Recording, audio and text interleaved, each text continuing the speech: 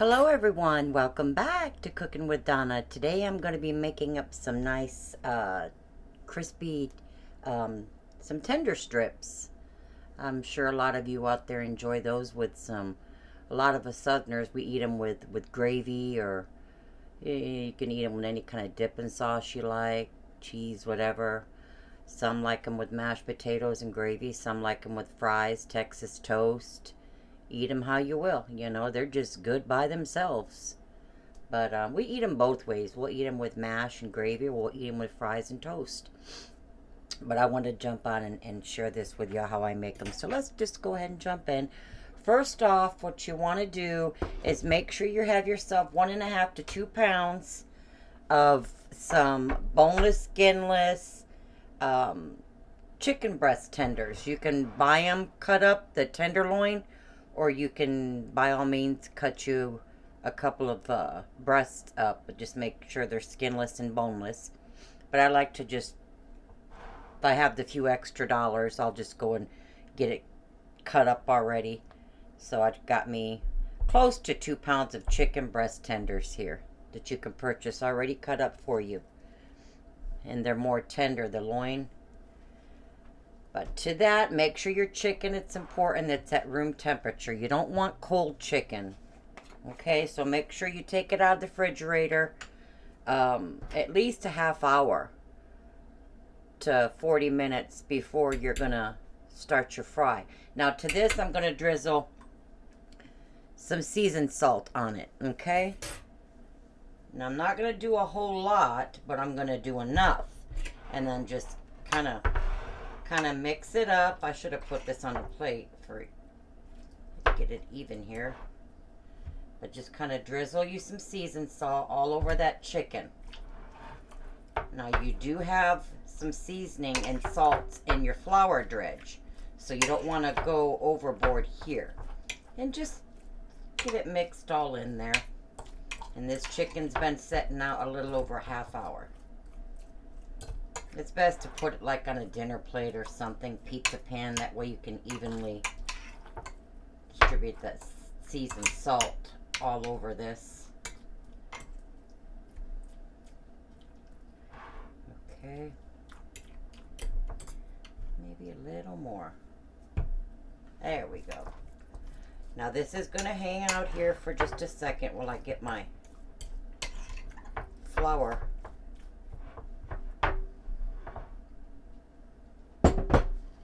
here. Okay. And eggs too. Make sure they're at room temperature.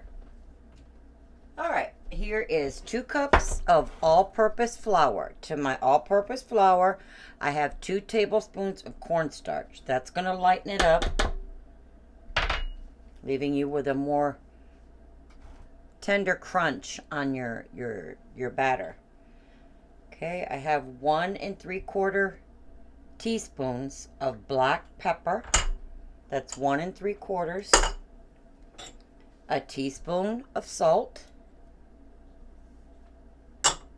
I have 1 1/4 teaspoons of total seasoning. And there's a couple of brands out there of the total seasonings. You can use the Lawry's Total Seasoning, but I have this one on hand right now, or the Complete Seasoning. That's 1 1/4 teaspoons. Okay.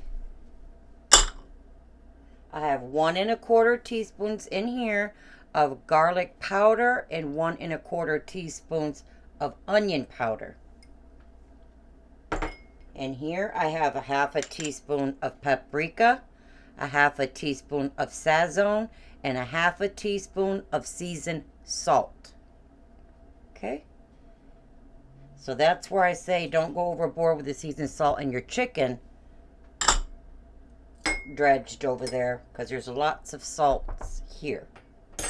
And if y'all are not familiar with the sazon, comes in little packets like this. I like the one with the coriander in it.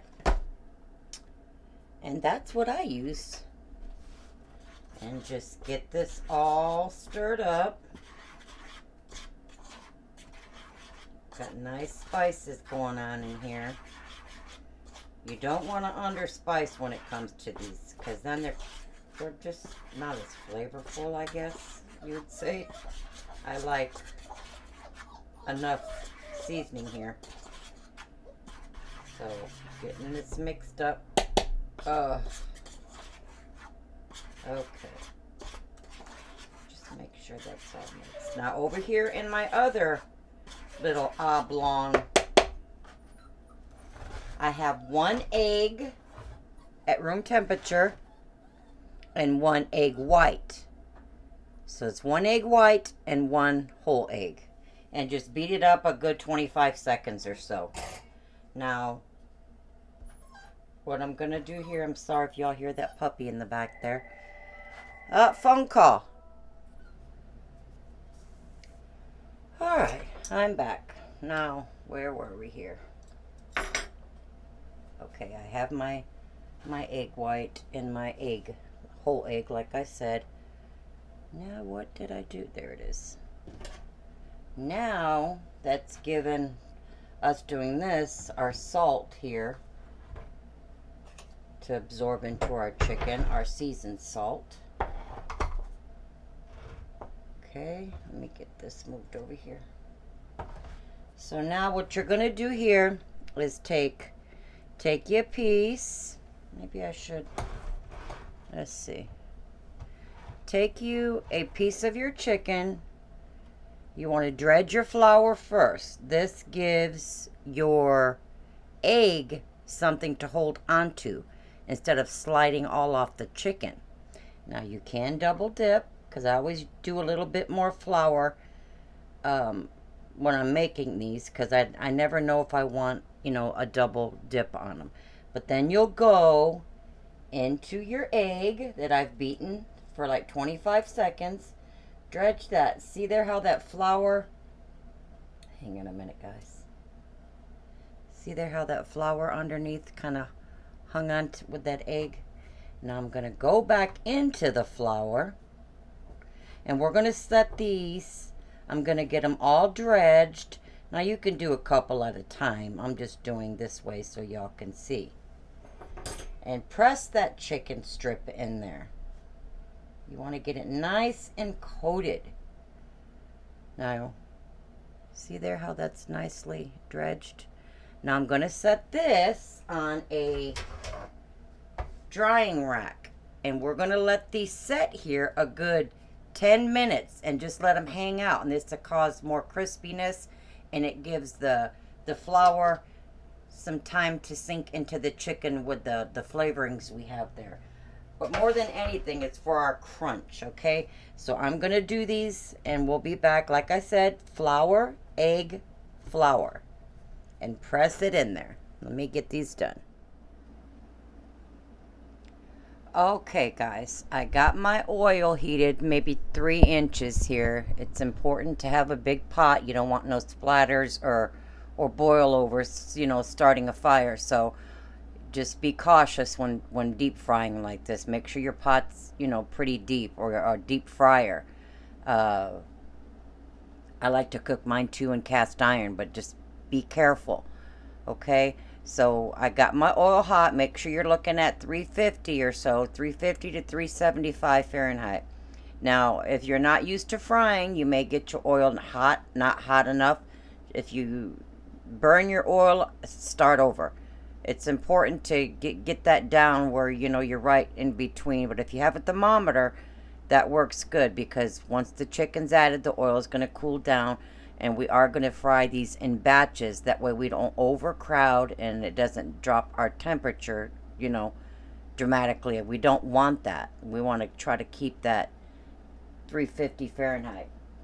Okay, so a good way to see if you don't have one is drop you a little bit of flour in here. See how it's starting to fry like that? As long as it doesn't start just burning right away. But I'm going to get, these have been setting 10 minutes. I have them on a drying rack. See there how they look?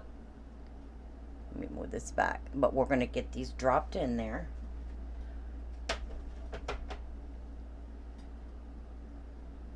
I'll probably do 4 to 5 in here. Kind of shake off your flour off of each strip. Now, by all means, adjust your temperature if you're cooking, if it looks like it's too high. And always drop your chicken in away from you. That way you don't just splat. Yeah, I'm going to do 4. I'm going to do 4. We'll get these all fried up. You're going to fry them. Some are thinner, some are thicker. Some are going to be done before the others. Just keep an eye on them.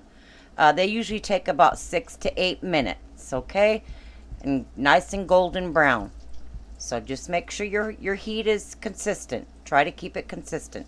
And we'll get them done and be back. These been frying a few minutes. I'm going to give them a flip. You don't want to play around too much with them, okay? I wanted to come back and let y'all know, do flip them.